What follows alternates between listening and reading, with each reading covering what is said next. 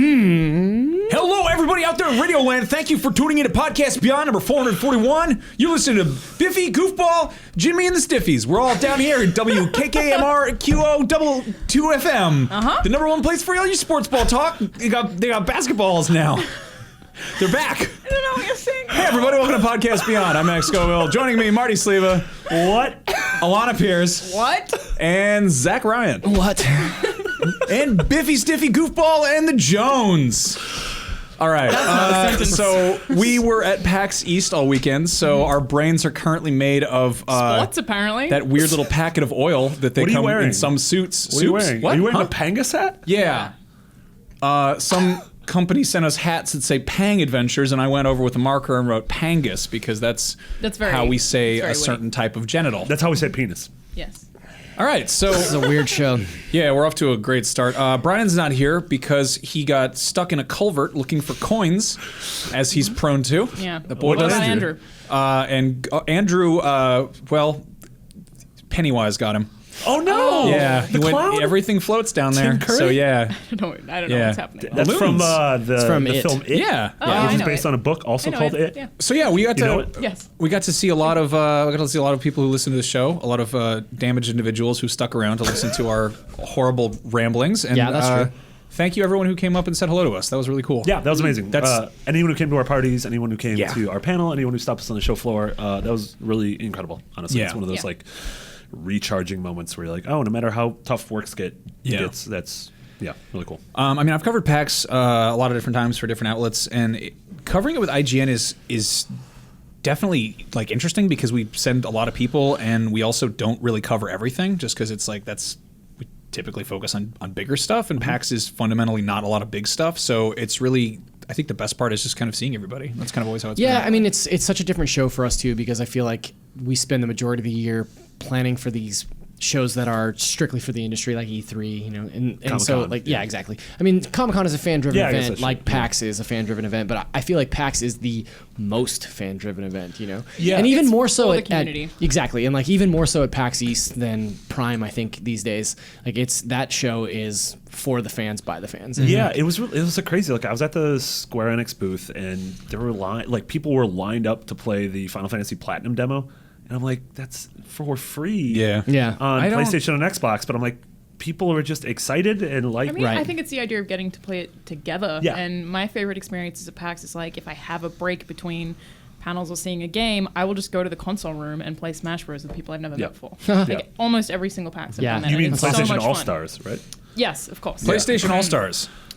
Remember that? Good old Nathan Drake's back. He's gonna punch that little dog right in the face. Oh no! That small little Parappa? sack boy man. So we got that game some, was really bad.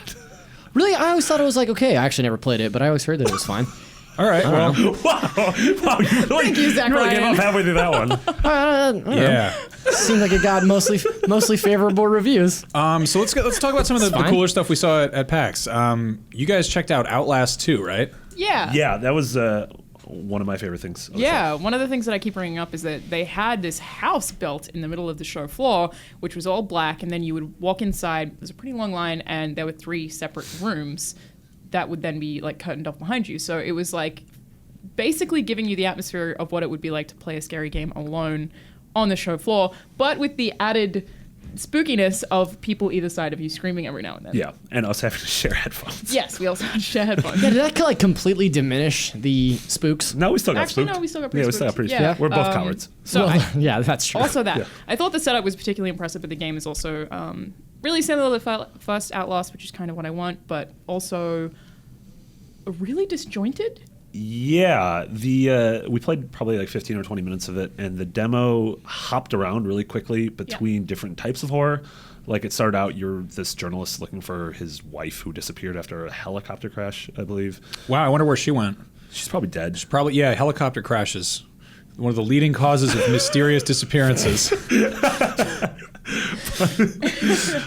We last saw her in a fireball, and I don't know where she went after that. It's just without a trace. He probably got taken by some spoopy by man. a spook man. Yeah. But it started off. You're sort of just like wandering around this darkness, like old timey Western town, and then something starts chasing you, and you end up in a school, and then all of a sudden you're in a well, and there's like a Cthulhu monster. Yeah, and so it's just all over the place, different dimensions and corn different. maze was really cool. Oh yeah, that was particularly cool. It was very spooky. So it was totally all over the place and seemed inconsistent. So it's either that it's going to be very confusing and you're never going to feel comfortable, or that was just kind of a demo highlight reel of the different things. I think we it will was see. more of a tone piece of like these are the types of places you will go to in this game. And it seems like the game's like dealing with interesting religious themes. I mean the religion is pretty spooky. It's real spooky.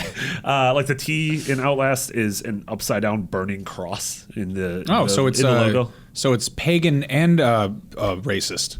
It's just really it's satanic Klansman. Is this pagan and racist combined? Pangus? I'm pretty sure Pangus is a racial slur that we didn't realize.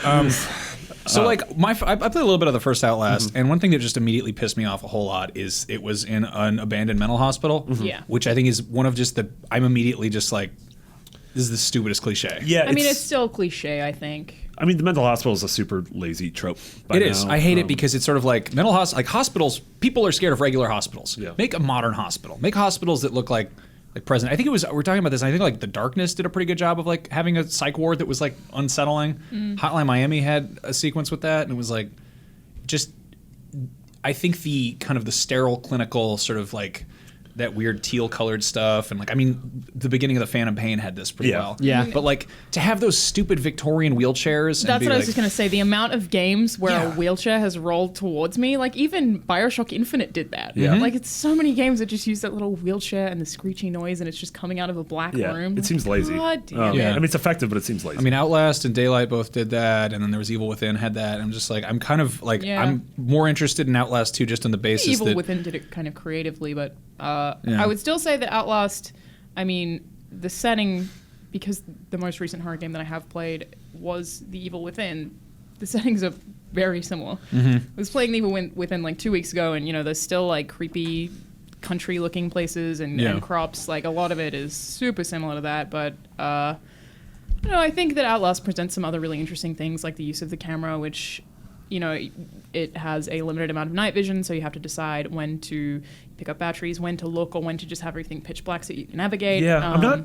crazy about that. Like, I think really it's super. like that. I think it's super effective, but at the same time, like having to manage the night vision sort of aspect of it, I feel like it limits me from being able to explore the world. I mean, like, I'm like worried isn't about that the point though? I mean, it's kind of like that's the survival in the survival horror, right? I mean, it's like the same sort of item management that. And it's the only item that you really have to manage since Resident Evil. Yeah. Yeah, but like the fact the game is so pretty that I just It want to is be able very to pretty. wander around. Maybe Like, that's it's but- stupidly pretty. I mean, that's the thing. you Though. shouldn't want to. Maybe that's why it's so pretty is that you're only seeing these like vignettes, right? Like, That could also be true. Yeah, they don't have to render the stuff that you don't see in the dark. They can crank up. Yeah, what you are that's seeing. actually a good point. But it also, on that note, like when we were in the school, there's just hallways and classrooms. They didn't actually seem very big either. So the stuff that you do see could be very limited, is very pretty. But I still like the challenge of having to manage when I'm going to look at things and when I'm not. And, you're basically risking environmental awareness, which is the only way that you can survive is by being familiar with what's around you. So I really like that. And that's something that Outlast has that I still would consider to be original, even if settings like abandoned crop fields with spooky guys with weird white eyes who look like zombies and have pitchforks is still not original. Yeah. But I think a crop field's original. Yeah. I haven't. I associate it with horror for some reason. Like, I mean, I associate it Children with of the horror, Corn? not with games. I mean, yeah. Yeah, games haven't done a lot of like farm horror. That's a very niche genre. I like the idea that that you're kind of unstuck in these dimensions, though. Even if it's just a tone piece, like I think it's really interesting that like you open a door and fall through to another area. Like I think that that's super cool, and it keeps you on your toes because you never know Exactly, this like nothing's Vonnegut-esque like you're being ripped from one dimension to the next. Like I think that's But there's awesome. also like the concept of I think part of what makes some kinds of horror really effective, like PT, is giving you something that's slightly familiar and then screwing with it. Yeah, 100%. Which Outlast if this is the way that it's going to be, doesn't do. Having no point of comfort at any point or nothing that feels familiar, like even, original Resident Evil and Silent Hill had slight safe zones that progressively got less safe. You still had that sense of this is comfortable, so therefore I know that what's up next is worse. Yeah. So you not having that kind of grounding point. I mean, PT does that perfectly. PT is just an incredible game. Yeah, PT, I think so much of that is just the fact that it is like, you're in like a hallway. There's nothing inherently terrifying about this We've all place. been in a hallway. You're probably 5 feet away from a hallway right there's now. There's clocks and there's stuff, and then suddenly it starts messing with you, and you're going in like loops and stuff. So I mean, I'd like to see. I think Outlast has a lot of like it's really cool, has a lot of potential there. But like I hate when tropes kind of overtake like the actual like the horror mechanics. Like the fact that they're like, you're in a spooky place. Are you scared yet? Is it spooky? Yeah. You scared? Well, it's going to get scarier. And it's sort of like, why not just start off like, why not, have like that kind of like that lull? So, Yeah. Moving on, you guys got a chance to check out Pyre? Who's checked out Pyre? Marty saw a question. I checked you see out Pyre? a full Pyre. Yeah, I'm going to write down a number first. Okay. Well, great Hey guys, job. I'm back. Okay, thanks. Where'd you go? No, so we talked about this a little bit last week. Pyre is the latest from Supergiant Games, and it's the guys who did Transistor and Bastion. Bastion, yeah. And Pyre, you came away being like, It's real Moby. Yeah, it's a lot of things. So, like Transistor and Bastion, it's super gorgeous. It has that really like sort of handcrafted art style. Like, Does it have narration? Has narration, yeah. For some reason, I love with the same that in guy. those games. The same actor. Just like amazing music. That's the music in this game was very like folksy as opposed to the sort of. Bastion was more of a fantasy, whereas Transistor was more of a sci-fi. Like a like kind of had this cyberpunk. like retro future vibe. Yeah, totally. Whereas this seems very, almost like Canterbury Tales. It's sort of this like you're these three. I guess you play yourself, so you play someone called the Reader. That these three characters in the world, you're in this purgatory, and the three characters break the fourth wall and direct you, or like they interact with you, like they know that you're there as the player. And weird.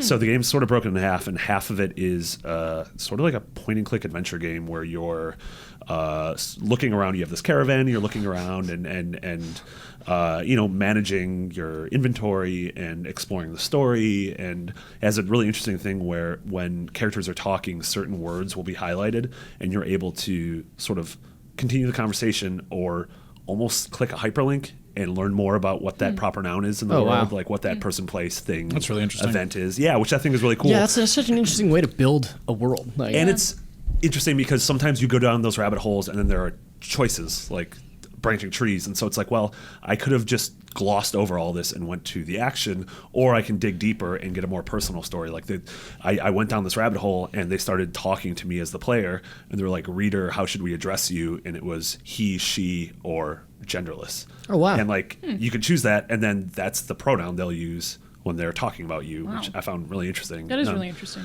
And then when you get into the combat is this like, it's almost like in the frame of the game, it's this competition where it turns out to be 3v3, and it's like Rocket League.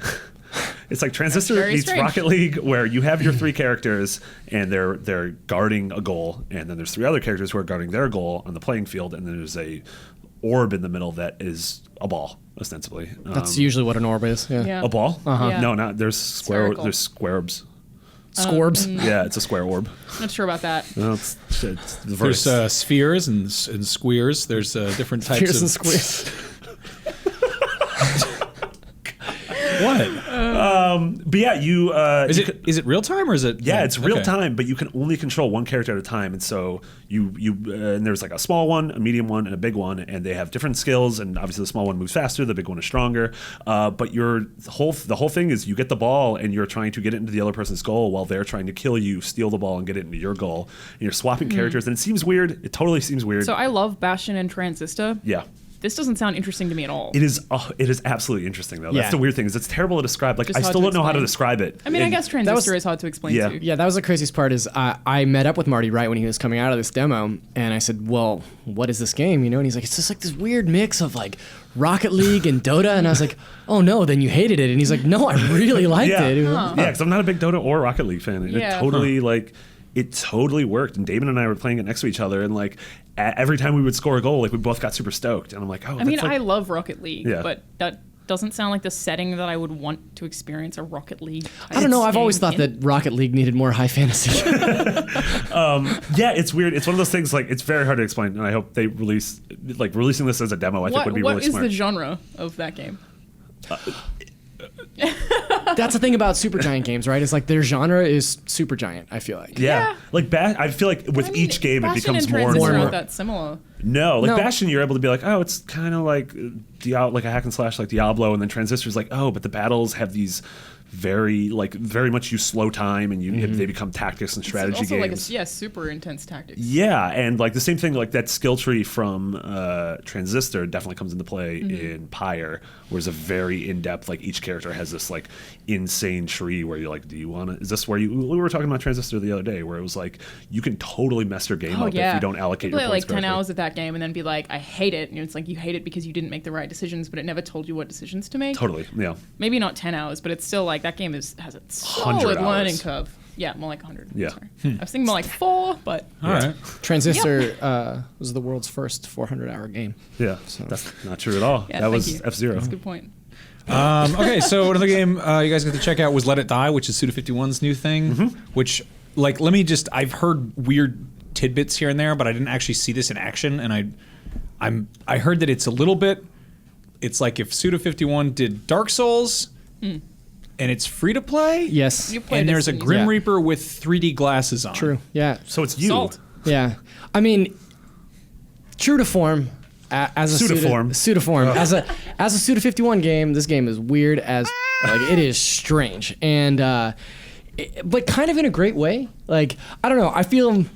So I wrote this preview, and all the comments in the preview are like, "Oh, you lost me at free to play. I don't want to like free to play. I don't care." It's really interesting though. For a free to play game, I feel like there's going to be a lot there, and I feel like there's this negative connotation with free to play that doesn't necessarily need to be there. And this game could be one that could really break that mold. And it is very much like Dark Souls. It is very reminiscent of Dark Souls and this weird sort of pseudo roguelike. And I don't know. It's just this a really weird mix. The game opens up with your player character in your underpants, and you have to like sneak around and kind of stealth attack enemies until they start dropping gear. You can equip 6 weapons and dual wield, so you can have 3 weapons to select through in either hand, or some weapons you use in 2 hands. Like I found a revolver, I found like a giant sword, but I mostly use like a baseball bat and a chainsaw. And the combat. Yeah, the combat is really reminiscent of Dark Souls. I was also wearing like track pants and a suit of armor. It was very strange. Pseudo armor. So it's really, really weird. And I'm like really interested in this. The skeleton with the it's like the Grim Reaper that's wearing 3D glasses, and he has a skateboard, and he calls you, I think, on a cell phone, and he like talks like a surfer dude, but he like tells you how courageous you are. Incredible. Yeah, and it's randomly generated, and I ran into a. One of the most interesting things about it is that when your character dies, you're given an option to continue, and you get 3 continues. And if you use all 3 of your continues, you start back at the beginning in your underwear again. You lose all your gear. That's the roguelike aspect of it. But your ghost is left in that world as a player enemy. So you can run into other characters who have died, and there's these enemy characters created based on their habits and the way that they play. So you can run into I ran into this player character that was 4 levels above me and was super tough. Be like bosses? Yeah. That's really cool. So they're just like random bosses. Wearing ridiculous clothing? Yeah. And so like I fought this guy and I actually beat him, and then the Grim Reaper with his 3D glasses like called me up and was like, "Hey man, you're so brave. That was cool." And I was like, "What?" Like, it's such a weird game. That's really I like. It feels like it's the like invasion systems in a FromSoft game combined with the weird amiibo training in Smash Bros. Yeah. Like really this game definitely wears a Dark Souls influence on its sleeve. Like it's unabashedly influenced by Dark Souls, but in a really fun way. The only thing that was kind of a bummer was the combat did feel pretty floaty. Like it was very, like when you connect a hit, you don't really feel like you're, really connecting that much. Which is a bummer because Dark Souls does that so well. Dark Souls is like the opposite of that. Was it that it Do we was have a- faster or? Yeah, did it seem faster? Was it like Bloodborne No, it was speed, like- or was it like? It was yeah. It's probably faster. Yeah. Yeah. You're right. It's When's- probably closer to. When's to this coming out in the wild? Bloodborne. I believe later this year. Yeah, Okay. do we know there's if no any of sets. PS4? Yeah. Do we know if it's free going to to have like a beta or anything? Is it? Not that I know of. Okay. No. It's all all the environments are randomly generated too. Like I don't know. I kind of dug it. Like Yeah, the Even for as weird as it was. free-to-play and the randomly generated stuff turns me off, but like everything else you're saying sounds really kind of weird and curious. I love the idea of like, I love that kind of like Naked Snake, Ghosts and Goblins logic of being like, you don't have anything, you're in Right. your underpants, go steal something. And you're like, oh, all right, this oh. is... Also, you eat frogs to regenerate health, and cool. As one you can does. you can see these frogs hopping around the world. And to pick them up, you have to crouch. Like you have to crouch down and then grab them and then put them in your inventory. But there's also just for some reason there's also just an option to kick them. So I just kept kicking frogs. And the Suda51 was actually watching me, and he was like getting really disappointed that I hadn't picked up on the fact that I was just mercilessly kicking these frogs everywhere. It was very weird. Disappointed suicide. Yeah. Oh, that sounds awesome. Yeah. All right, so we've talked about how the next Call of Duty might be taking place in the distant future in outer space, and a title popped up on, I guess, on the PlayStation Store. Yeah, Jim Sterling actually tweeted out. The title popped up on the PlayStation Store, which was Call of Duty Infinite Warfare, which is funny because that would be IW, which is an Infinity Ward's game. Yes, and then there was signage saying that on Tuesday was going to be the game's reveal, so Tuesday, May 3rd.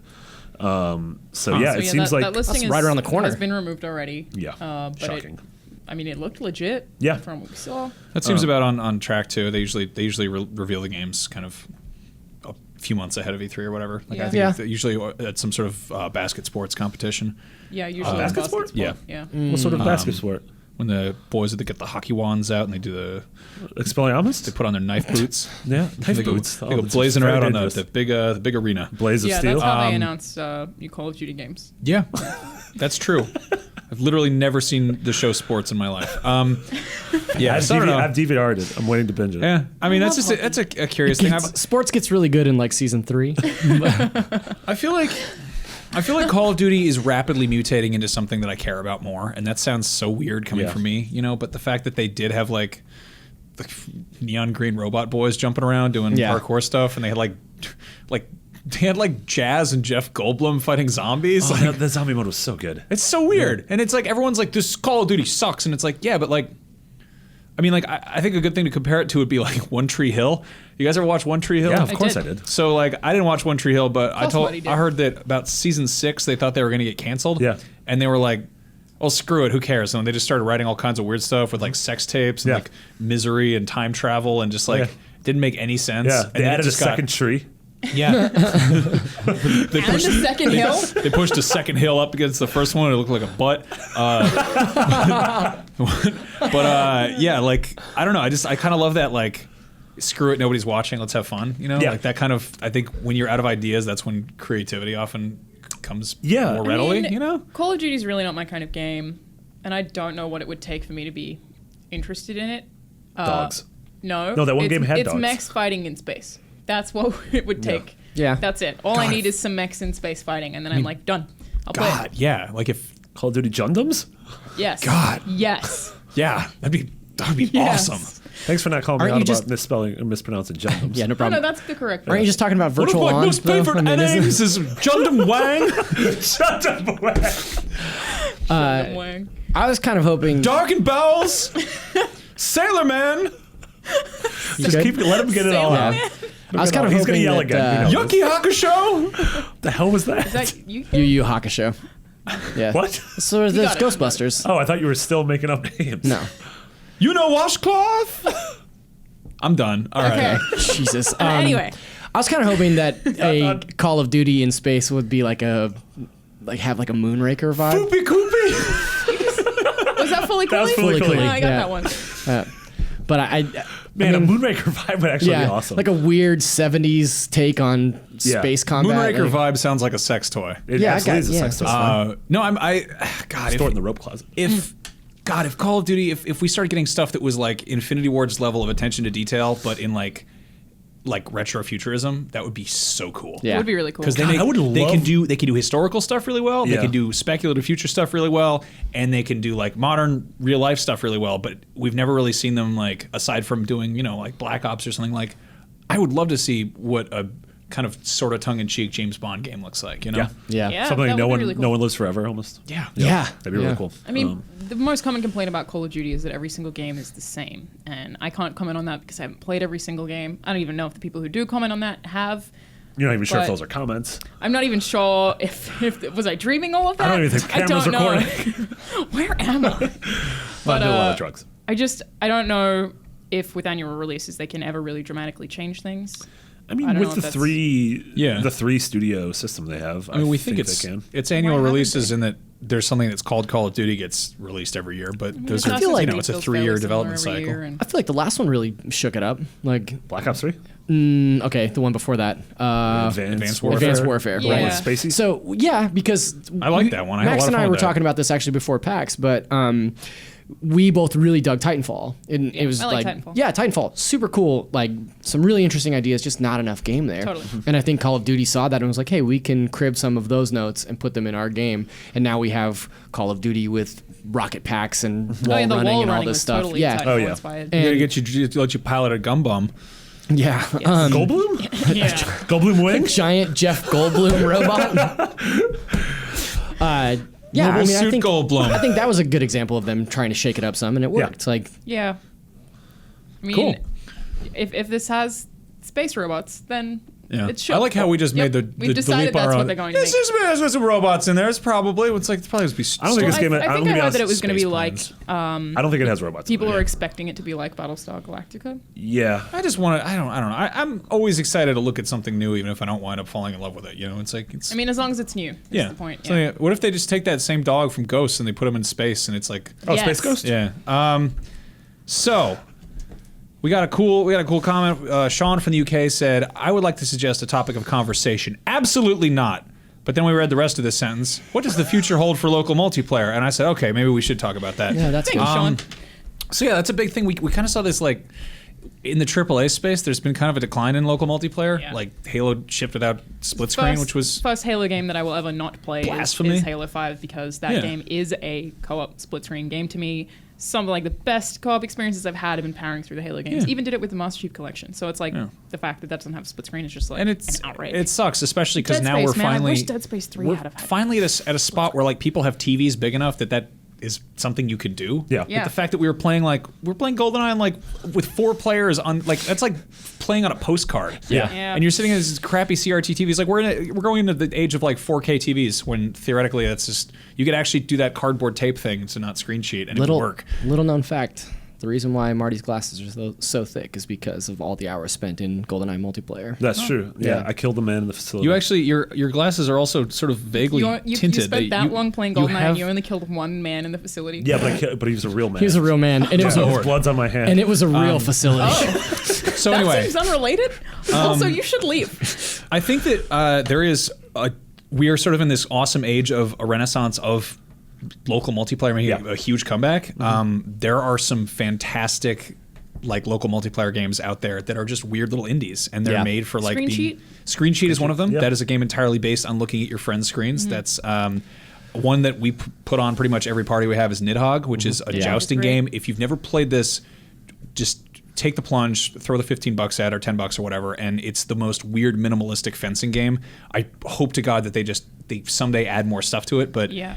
it's got like 4 maps. Just needs more maps. Yeah, but there's also like there's weird modifiers. Like you can put on like frog mode where you basically hop around like a weird little baby on the ground, or like you've got Or like a frog. rainbow Or- yeah. blood trails, so your screen just looks like an acid trip by the end of it.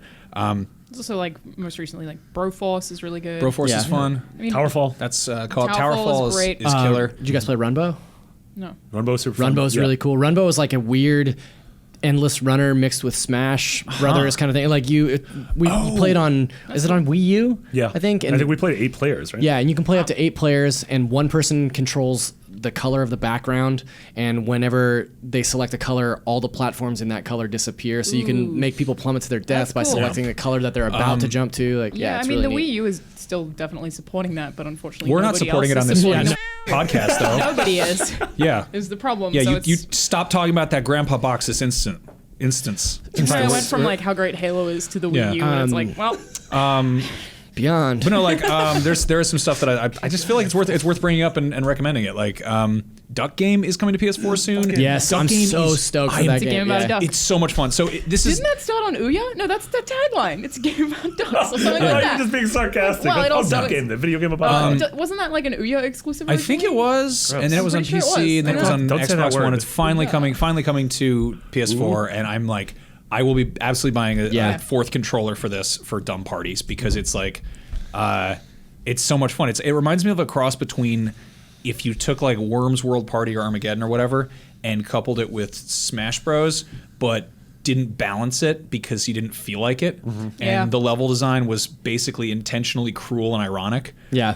Yeah, You can pick up some awesome weapons too. Just so many ridiculous just- off the wall weapons. Yeah, like there's one where it's And you get to play as cute ducks. So yeah. that's cool. That's always There's one like map where I think you start off and it's like there's different types of like destructible environments and stuff. So like you shoot a hole in the wall and your friend flies through it or whatever.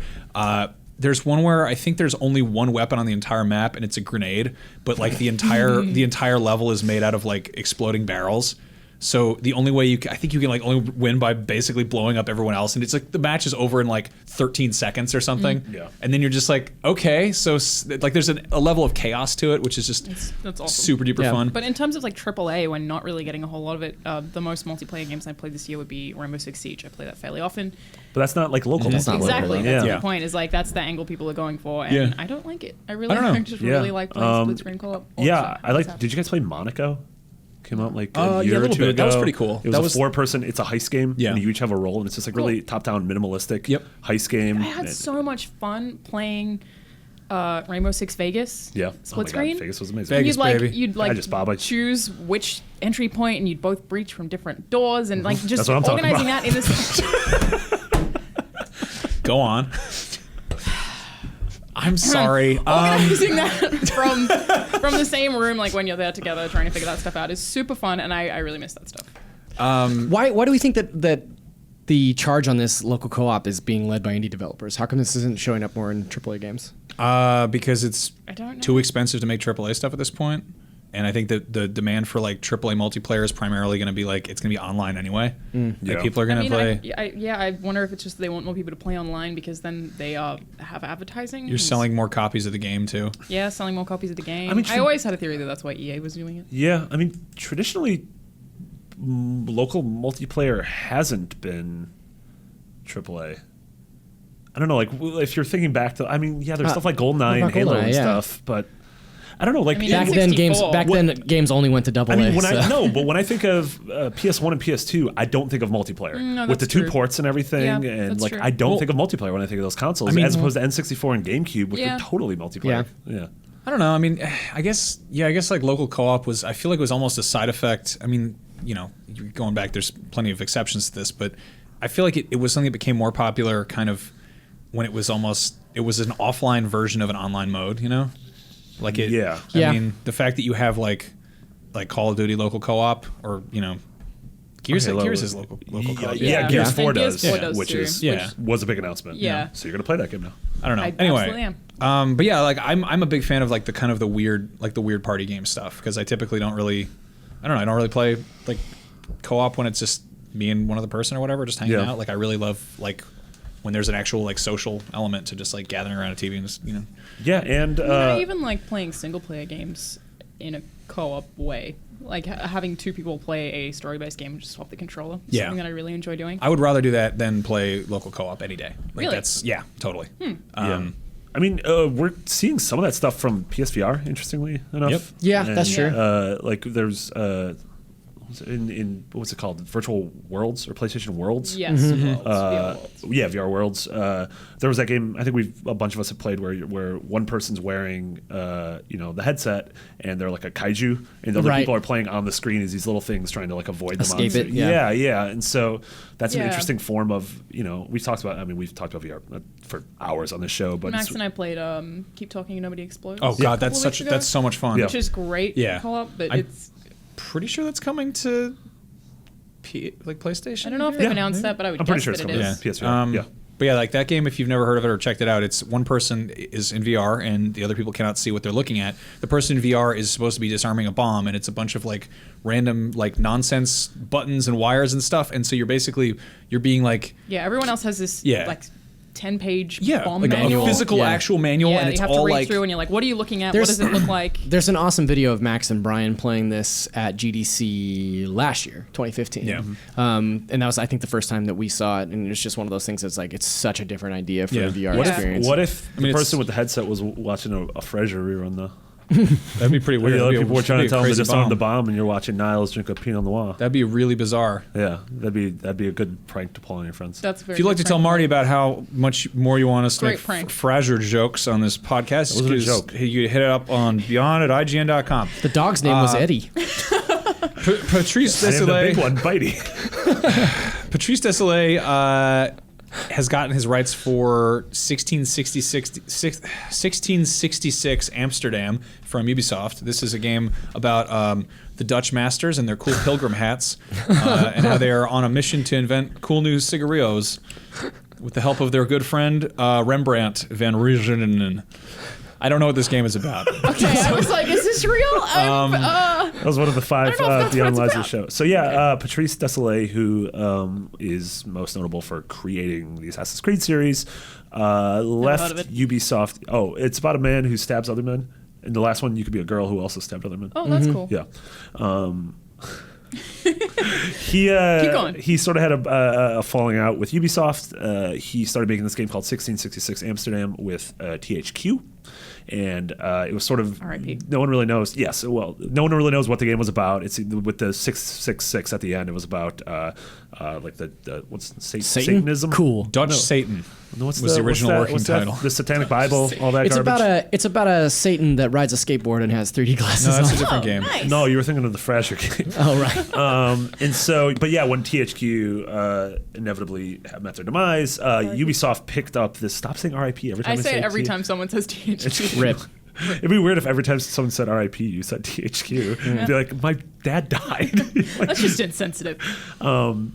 But yeah, Ubisoft got the rights to this, and then sort of were just like, well, it was almost like a weird, mean thing to do to an ex, and it was like, well, we're gonna get the rights to this, then we're just never gonna do anything let you with work it. on it. Yeah. And so he left. There was a lawsuit, and then all of a sudden, they just came to an amicable agreement. And I don't know if there's weird money having to do like behind the scenes, but it was just, he now Ubisoft gave up the rights to 1666. He has it back.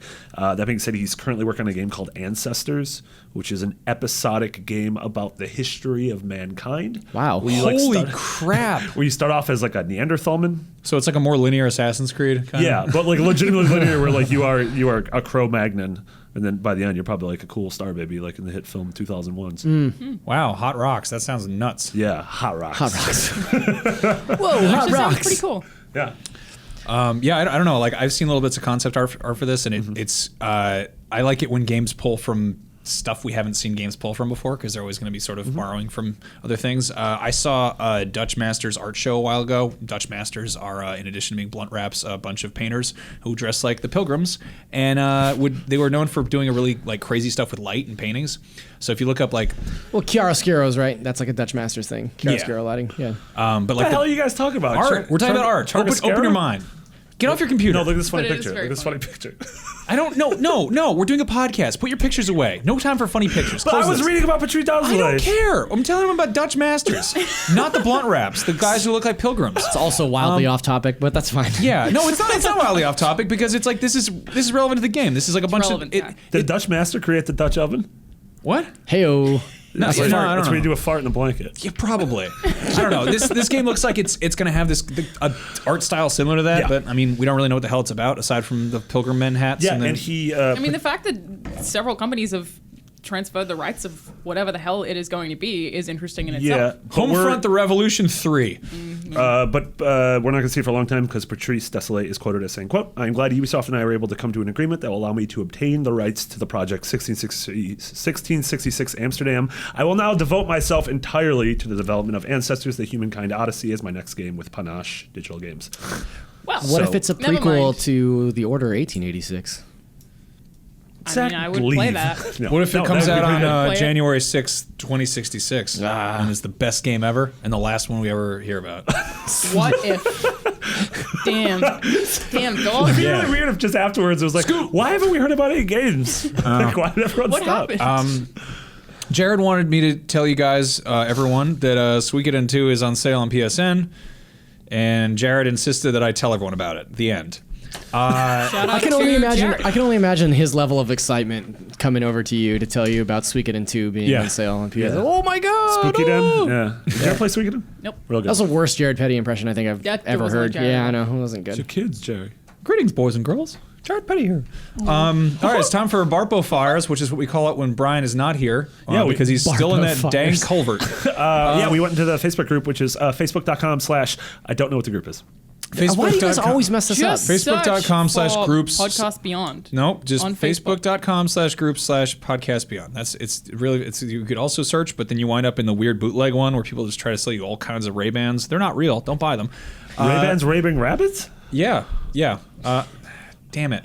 Okay, Mark Baggio says, what unannounced game would you like to see? Would you be excited to see at E3 be it a sequel, an expansion, or a new IP from a specific studio? Red Dead.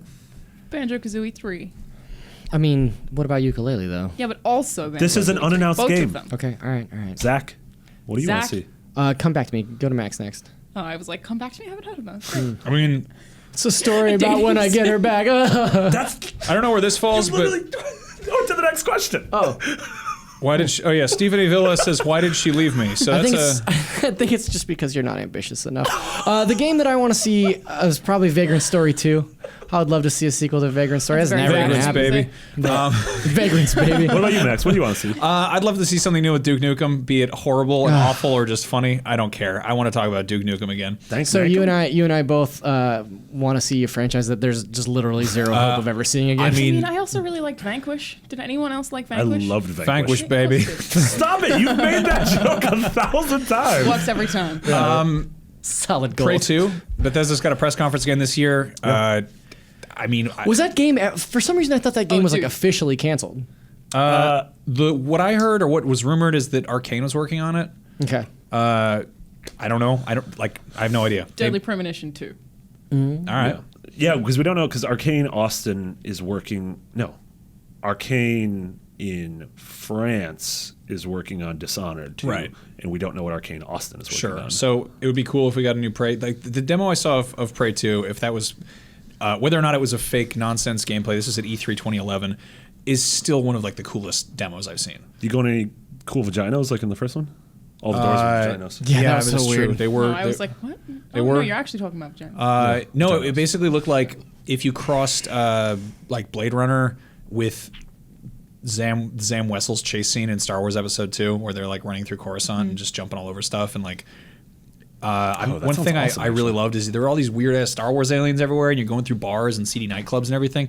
And like, if you ran around with your gun out, they'd freak out, so you had to like put it away, which I thought was like a nice touch. So you had to sort of You have feel to be like a normal person. But it was great because you were like a U.S. Marshal who got abducted by aliens from a airplane flight, and you wound up basically working as a bounty hunter. So Wow. yeah, It's awesome. I also just really want more solid VR games, like long VR games, I guess, or just more variety of them. And I really want a Kojima survival horror. all right. Yeah, I mean, that'd be really cool to hear about what Kojima Kojima's Productions is doing. working on. Yeah. I mean, we know that there's got to be a game there, even in its infancy, right? Oh, yeah. He said So- it's another stealth action game, I think. I imagine. He likes doing those. Yeah. He's a big fan. So Stephen A. Villa did say, "Why did she leave me?" And I think she just went to get snacks. What about you guys? What do you think? So Zach thinks it's because he wasn't ambitious he enough. lacked- It could be both. You weren't ambitious enough to go get snacks with her. Yeah. So you know. And I think she found someone else who That's awful. understands Yeah. her.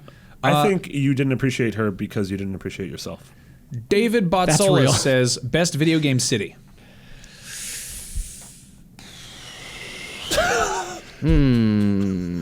I would say like Los Santos, but it's LA, so no. I really like Sleeping Dogs Hong Kong. Vice City's awesome. That's also just Miami. Yeah. I'm trying to think of like between fictional or like actual. Yeah. I can't believe that I can't remember this. The name of the city Mumbo's Mountain. In Final Fantasy IX. This is not Sanarkand. Alexandria? Nope. Alexander? The first city that you go to.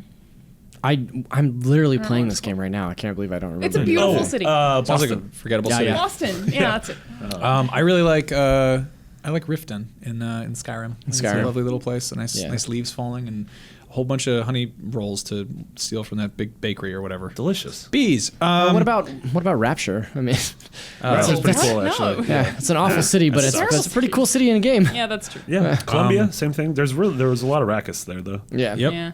It took me a second. Rackists. Yeah. Tommy Lee Flynn says, any big summer plans? Yes, E3, Comic-Con, probably Gamescom, maybe something personal else. plans, Max. I'm going to a wedding in Berlin, and then I'm going to Greece for a couple days. That and sounds that's nice. End of next. It's like a month from now. I'm going to Mexico between E3 and Comic-Con. Are you really? I'm so stoked. I'm What if going you for never a come week. back? I might not. What if they put your head on a turtle? It's actually Mexico is not between E3 and Comic-Con. It's actually south. Yeah, of it's south of Comic-Con. Comic-Con. Actually, I'm Damn going right. to Australia to see my family between E3 and Comic Con. Boring. Anyway, what are you doing, Marty?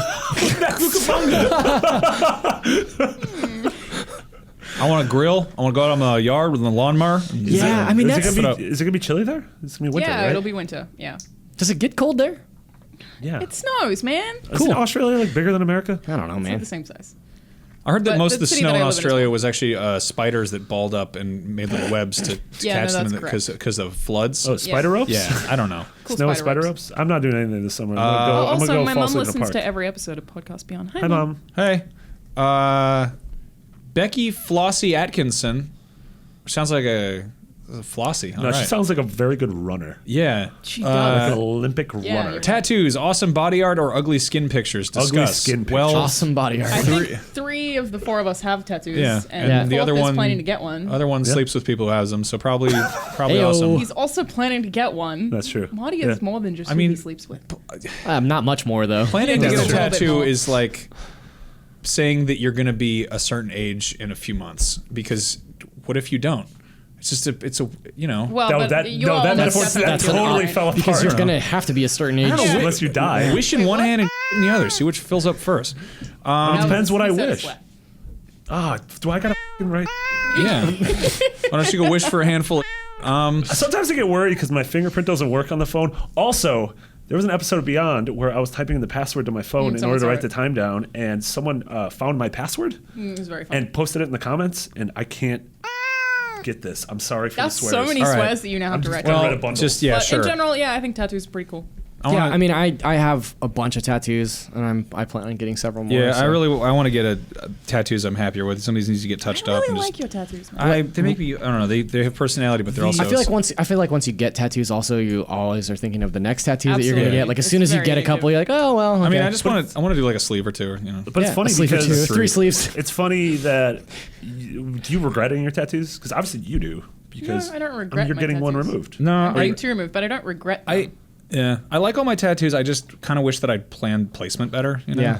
Like It seems happy. I have one that I just think is too big, but I like it. You know what I mean? It's just too big for where it's at. I'm getting so. my wrist tattoos removed, which I started doing when I started working on TV because the company I was working for basically said, we don't want you to have those, we'll pay for you to remove them. And I just didn't care. I don't care about tattoo permanence for whatever reason. A lot of people in tattoo culture would be outraged by that, but I Yeah. just don't care. I'm like, if I want to get them redone, I just will. I don't, Well, a buddy it's of mine fine. has like the funniest tattoos. Like I think he was in Tokyo and someone dared him to get a tattoo of the kanji character for diarrhea. No, that was it. No, it wasn't that. He spent time in Tokyo, but before that he was at a tattoo parlor. A lot of tattoo parlors will have like this novelty that they'll give it to you for free. So he got the kanji character for diarrhea, and then he went and spent a bunch of time in Japan, and people were just like, Why do you have know what that? that says, right? Yeah. And then he got a tattoo of the wingding for a manila folder with paper flying out of it, which very is like strange. really cool. But What's your stupidest tattoo? My stupidest tattoo is probably the bear with the fanny pack giving the thumbs up to a bottle of Mountain Dew. Yeah. Well, what's everyone's favorite tattoos that we have in here? What's your favorite? I like my little snaggletooth. Zach likes his cool beans. I do have cool beans. Yeah. That's actually, I wish that one was smaller. I really like this one here. It's a old timey lady, and it's got Morrissey lyrics. That was actually a Triforce. Well, that too. I have a Triforce tattoo. Morrissey's kind of an old-timey lady. Yeah. Mike Cassidy says, tell us about your worst hangover ever. I feel like Marty is immune to their charm at this point. That's not true. I've seen Marty very hungover. Yeah.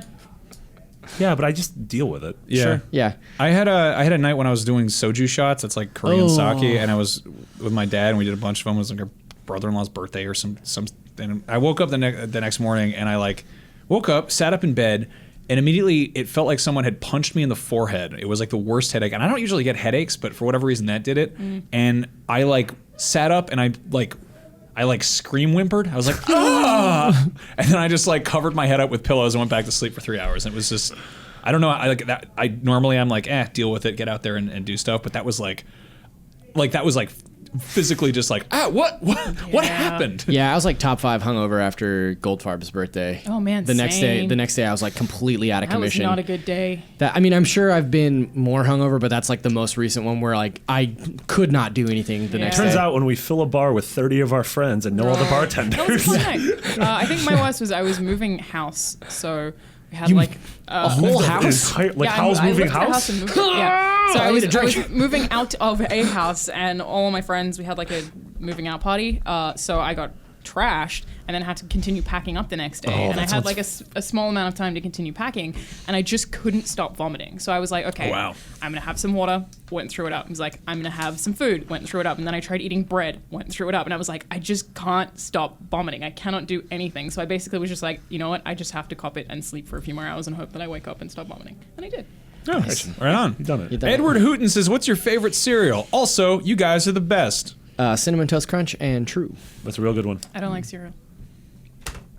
Why do you all look so bad? I saw you eating oatmeal this morning. That's not a cereal. Yeah, that's a hot cereal. No, with oats. absolutely not. yeah. That's a hot cereal. No, this is the hill I'm going to die on. Oatmeal is not a cereal. You are going to die because oatmeal's great for your heart. And you should eat it more. Eat it. That's why I like oatmeal. I think a lot of heart's cereals are terrible. very sugary.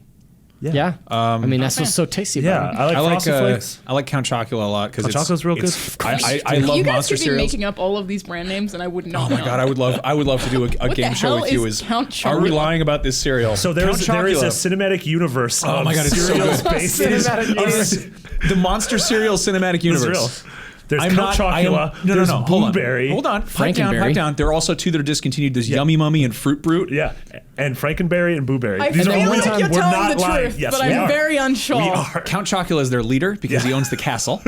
Yummy Mummy was cinnamon, I think. They discontinued that in the 80s though, but they brought back Fruit Brute. Fruit Brute was like Trix. Fruit Brute is Are these Fruit Brute is Skylanders? No, the Fruit Brute is the werewolf. Blueberry is a little blue ghost with a hat. These are different kinds of cereals that have. Frankenberry are is in the same cereal. Yeah. Cinematic universe.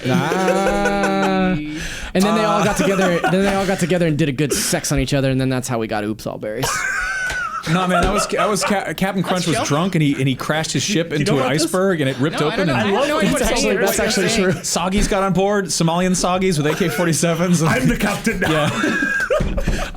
Yeah. Anyway, cereal is hilarious. American cereal is really funny. Hey, Rob Sherman asked, what's the one video game moment you wish you could go back and relive? The pot farm mission in Far Cry 3. Oh my god, I love that. That's a good one. That was a real good Oh, one. that song. That moment cemented that scene. God, I love that so much. That is just one of my favorite moments in video games, period, ever. Absolutely. And every time that I listen to that song, which is just some Skrillex song. It's Skrillex featuring Damian Marley, which is that shouldn't work. And it's called Make It Bundin.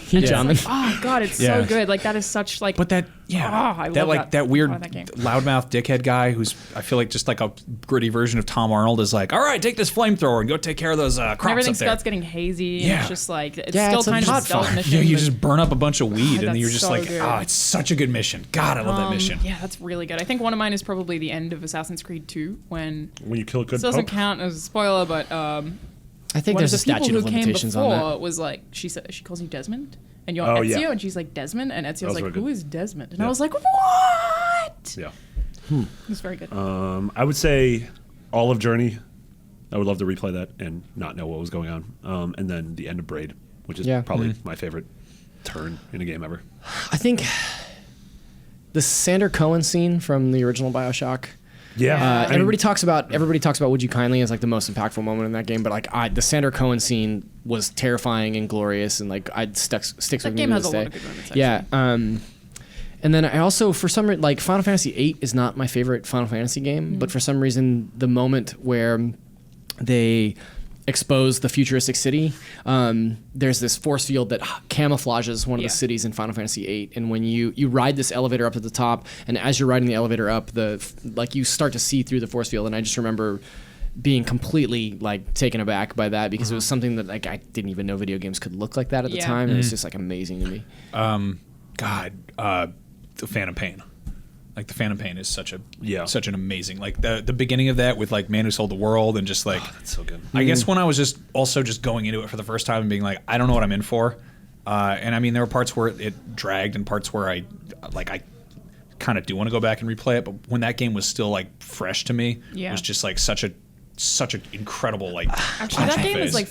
It facilitates really unique moments for every single person who plays it, in that you can talk about how you approach a certain mission completely differently to everyone else, and every single mission in that game is like that. Yeah, that's one of those games that it was super fun to work at IGN when it came out, because like Max and I at the time had desks right next to each other, and it was like a good 40 minutes every morning where it was like, have you done this mission? How did you do it? Like, it was great. Yeah. I mean, like there was a specific part where I just like, the second I felt cool in that game, and I was just like rolling up in my helicopter, which is all zebra print, and I've got like my badass eye patch dog, and I'm just in like crazy tying camo balloons on pants, men. or when I made like a horse poop on a guy's face, it was just like you're listening to Kim Wilde as you're rolling like in. I mean, I cannot vocalize enough how much that game felt like something I've wanted my entire life, and I got it. I mean, Metal Gear is a series that I feel like is built on those moments. You know, like the elevator sequence in the first Metal Gear Solid, with the stealth camouflage suits. You know, they're in there with you, Snake, or the microwave corridor in Metal Gear 4, or the ladder in 3. Yeah, and nothing really in 2, but. No, the part in I like when Ryan, 2 when you the man pees on you. I like when Ryan, or when you do the Ryan cool, holds his dangus. Yeah, I was gonna say you do the cool dangus cartwheels. I mean, the part where the colonel goes all weird. He's like, that was really I need scissors. 61. I'm trying to think if Revengeance had any of those moments, and I don't know if it. Every boss fight in Revengeance. In Revengeance is the cutscene where there's the security guard sitting at the front gate, and there's like he's got a piece of paper on his desk that's like, watch out for this guy, and it's like a picture of Raiden, but I think the dog comes running up, like the scary robot dog, and it like puts his paws up on the window, and the guy's just like about to eat a piece of pizza, and he's like, and he like looks at the photo, and he's like, is this the same cyborg? And he's just like, it's just like the dumbest thing. Like I think at that point I was like, all right, this is a silly game, silly time. What are your guys' favorite video game moments? You should let us know. Just shoot us an email. It is beyond@ign.com, or hop in the Facebook group that we mentioned, and have a conversation with some friends. Video games are awesome, and also apps. Oh yeah, yeah. Dang it! Please call out an app: iOS, PS4, Xbox, etc. during this recording. I'm reading a sign on the wall, but this seriously, is a requirement for all weekly podcasts and shows. Yeah, please do it every week. Thank you. So check us out on the Xbox app. Yes, check us out. Yeah, no, the apps are great. They're real nice. I actually honestly prefer the PS4 app to pretty much any other form of. The PS4 app is really good. It's solid. Yeah. We should also mention YouTube channels. Now, if you go to youtube.com/IGNBeyond, you can find all Beyond videos on YouTube. And we're going to be, aside from like full episodes and breakouts, we're going to be doing Let's Plays, where some combination of us will be on playing new PlayStation games, PS Plus games.